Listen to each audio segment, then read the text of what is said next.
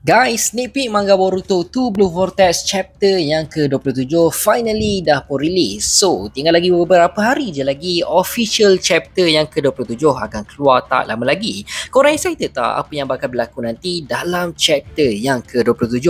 Kalau dalam chapter sebelum ni, bagi aku tak ada apa yang menarik sangat pun telah berlaku, kecuali kita dapat tengok di hujung chapter akhirnya rahsia Sarada dengan Sumire yang tidak terkesan akan kemampuan milik Eda telah pun terbongkar. Dan kelihatan Daimon mula bertindak dengan beliau telah memegang tengkok Sarada dan Sumire. Sambil tu Sarada telah mengaktifkan mata Mangekyo Sharingan. So kita expect untuk dalam chapter kali ni kita akan dapat tengok lebih lagi situasi sebenar apa yang bakal berlaku terhadap Sarada dan Sumire. Adakah diorang akan bertindak untuk berhadapan dengan Daimon ataupun sebaliknya. Tapi untuk sneak peek yang pertama chapter yang ke-27 ni memang tak ada kaitan langsung dengan diorang semua. Malah sneak peek yang pertama untuk chapter yang ke-27 kita telah pun diperlihatkan tanpa disangka Jura telah pun muncul dekat desa Konoha sambil makan kuih dango dekat sebuah kedai. Jadi disebabkan tu Shikamaru pun bagi tahulah jangan sesiapa pun cuba untuk cari pasal dengan Jura, sebab kita pun tahu tahap kekuatan Jura ni memang out of league untuk diorang semua.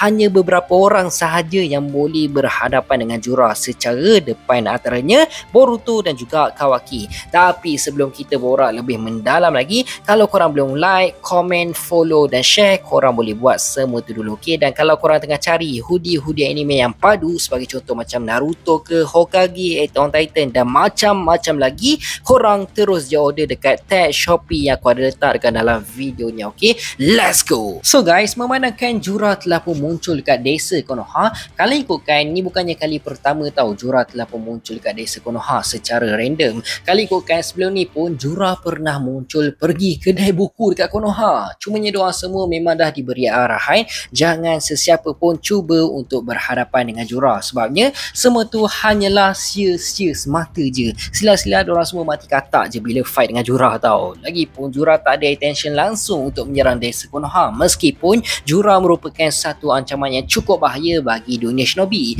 Jura datang desa Konoha pun dia just macam stranger je yang datang nak shopping ataupun jalan-jalan dekat desa Konoha. Melainkan kalau secara tiba-tiba Jura jumpa Boruto ataupun Kawaki dekat Konoha, benda tu akan jadi lain. Yang mana berkemungkinan besar kalau Jura bertemu dengan Boruto dekat Konoha, hal tu akan menyebabkan pertemuan diorang akan mengubah desa Konoha menjadi satu medan pertarungan yang akan mengakibatkan kehancuran yang cukup besar terhadap desa Konoha. Jadi tak kisahlah Jura ni ancaman macam mana sekalipun, selagi dia tak mengancam keselamatan desa, selagi itulah diorang tak akan bertindak langsung. Sama juga macam kes Shinju yang lain. Tapi secara jujur, bagi aku karakter Jura ni memang terlalu random sangat tau. Dia ni macam terlalu santai sangat, keluar masuk desa Konoha macam tu je. Dia tak ada vibe villain tau bila masuk desa Konoha ni. Dan of course aku sendiri tak menjangkakan yang Jura akan muncul dekat desa Konoha seawal macam ni.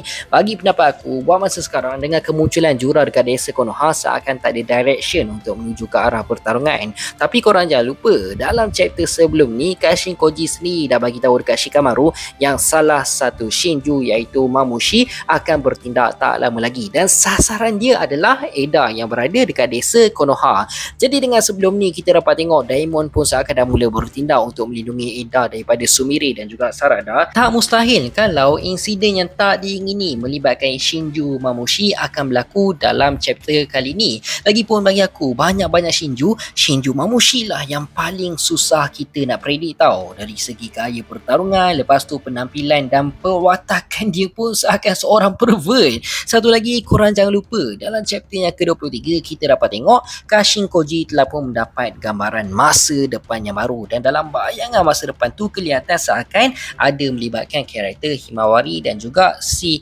Inojin. Jadi tak mustahil kalau Jura turut akan bertindak untuk mendapatkan Himawari dan juga kekuatan Kurama yang ada dalam badan Himawari dalam chapter akan datang. So pendapat korang macam mana pula? Komen dekat bawah.